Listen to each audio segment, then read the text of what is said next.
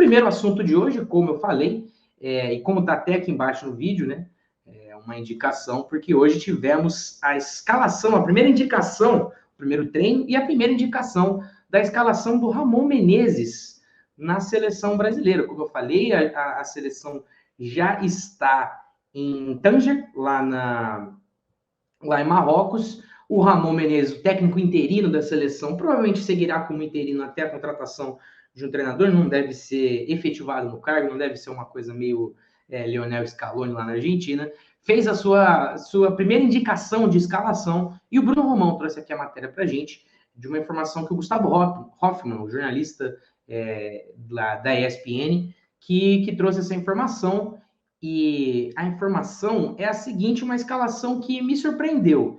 Ela teve algumas mudanças do que eu imaginava, né, que seriam os 11 europeus, por conta de algumas lesões, a lesão do Marquinhos, a lesão do Richarlison, principalmente, e algumas questões legais em campo aqui, nessa primeira sinalização do Ramon Menezes. Este aqui é o provável Brasil, com Ederson no gol, Emerson Royal na direita, Ibáñez e Militão formando a defesa, né? Uma zaga europeia, o Ibáñez na Roma, o Militão no Real Madrid. Pode até ser que seja, na verdade, o contrário, né? O Ibáñez mais pela esquerda, o Militão onde está acostumado um pouquinho mais pela direita, né?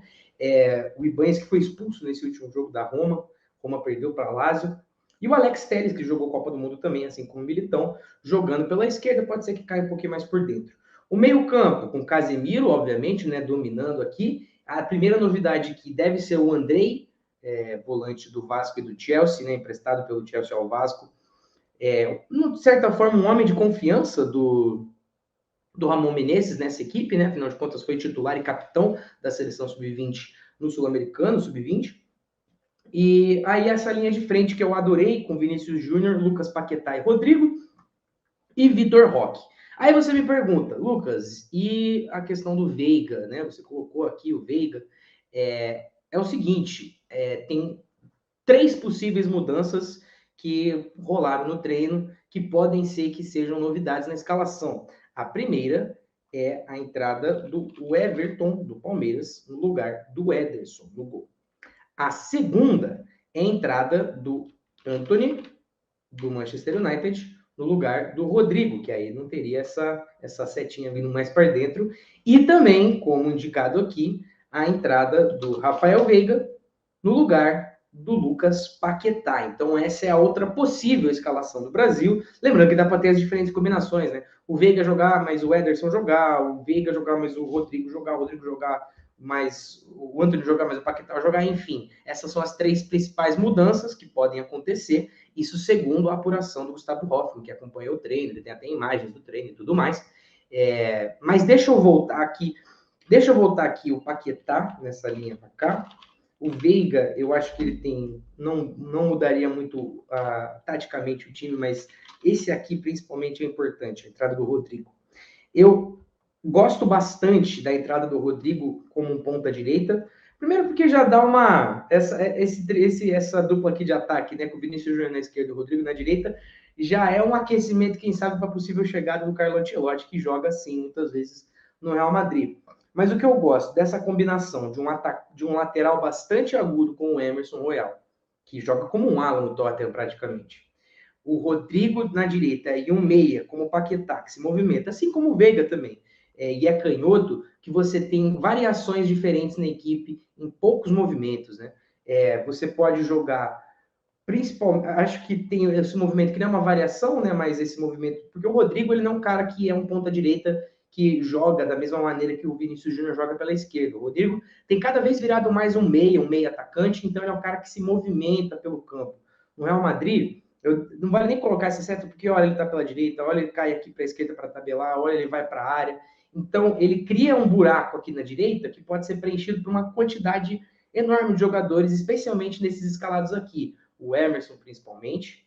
O Andrei, que tem capacidade física, pode chegar também por aqui. E também o Paquetá pode trocar de posição com o Rodrigo. A gente pode ter, então, assim, uma coisa meio assim.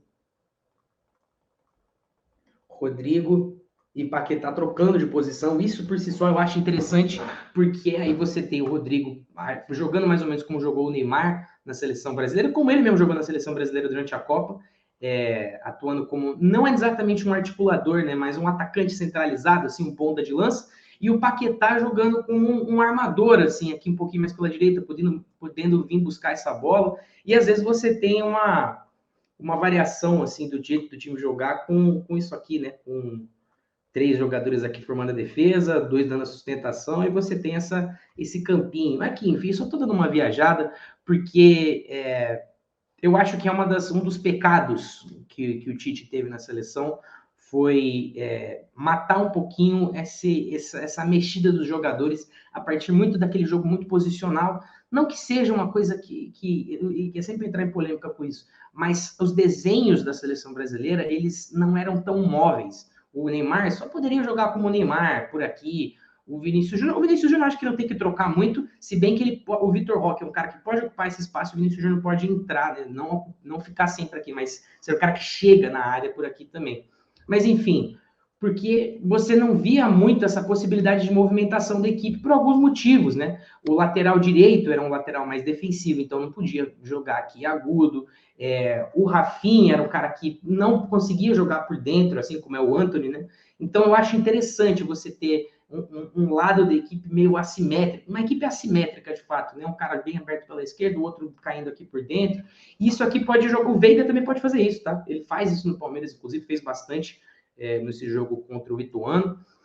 O Casemiro também pode vir ser um terceiro, fazer essa saída de 3 e espetar os 2 laterais. Enfim, eu acho que eu não sei como é que a seleção vai se comportar, eu não sei se ele quer que o André caia mais pela esquerda, se ele caia mais pela direita, se eles são uma dupla, se eles vão jogar assim, se o Paquetá vai cair mais por dentro, o Rodrigo vai ser o segundo atacante. E esses detalhes a gente não tem, mas as possibilidades, principalmente por conta desses 3 caras aqui, né, do Rodrigo, do Paquetá e do Vitor Roque, aumentam porque o Vitor Roque pode jogar em várias posições, o Paquetá pode jogar em várias posições e o Rodrigo pode jogar em várias posições. O Vinícius Júnior, acho que ele tem que ficar aqui nessa pontinha esquerda aqui, que é onde ele está destruído. Enfim, a gente provavelmente vai ver mais desenhos dessa seleção brasileira conforme forem avançando os treinos aí do Ramon Menezes. Lembrando que a seleção joga no sabadão, dia 25, mas não é improvável, é provável que esse esqueleto aqui se mantenha, porque é um esqueleto que está acostumado a jogar um pouco mais junto, né? Vini, Paquetá, Rodrigo, Casemiro, Militão e Casemiro, Alex Telles, o Emerson, enfim. Gostaram dessa escalação? Vocês estão minimamente animados para assistir esse jogo da seleção brasileira contra o Marrocos? Acho que vai passar na Band, né? Estão comentando junto com o Denilson, uma coisa meio tensa aí também. Mas, enfim, eu achei que pode ser interessante os caminhos da seleção brasileira pós-Tite. Eu acho que eles deveriam aproveitar e serem mais fluidos possíveis, porque o Tite é um cara que ele trabalha um pouco em cima da rigidez, eu acho. O vídeo que você acabou de ver é um corte da nossa live diária.